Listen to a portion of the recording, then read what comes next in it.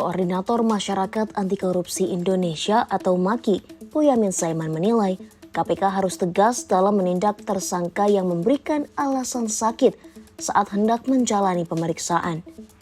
Menurutnya, hal ini bisa menjadi alibi para tersangka agar menghindari panggilan KPK atau penegak hukum lainnya.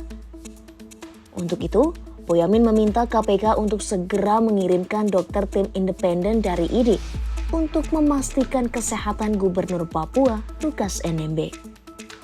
Seperti yang diketahui, Gubernur Papua Lukas NMB mangkir dari panggilan kedua KPK pada Senin 26 September 2022.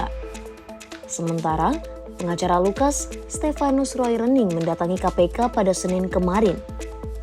Ia menyatakan kliennya sedang sakit. Lukas disebut menderita sakit stroke hingga 4 kali, ginjal, kebocoran jantung, diabetes, dan darah tinggi. Bahkan, Stefanus meminta izin Presiden Jokowi agar kliennya dapat berobat ke luar negeri. Kalau bahasanya menurut saya malah harus diterapkan upaya maksimal, tidak minimalis seperti sekarang begini. Maksimal itu tetap dilakukan upaya paksa karena dipanggil tidak hadir 2 kali, dilakukan penjemputan, penangkapan, ditahan. Kalau sakit dibantarkan, ya administrasi lah ditahan sejam 2 jam, terus dibantarkan ke rumah sakit gitu untuk ditunggu sampai sembuh. Jadi ini Setia Novanto dulu kan juga begitu.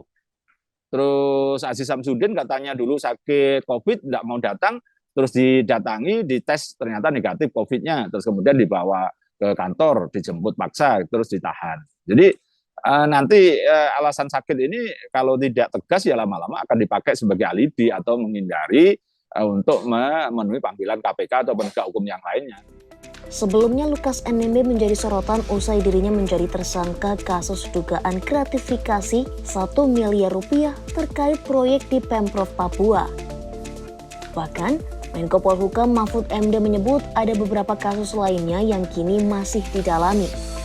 Hal itu terkait dugaan dana operasional pimpinan hingga dana pengelolaan Pekan Olahraga Nasional atau PON. Lukas NMB telah dipanggil KPK sebanyak 2 kali untuk pemeriksaan, namun ia mangkir dengan alasan sakit.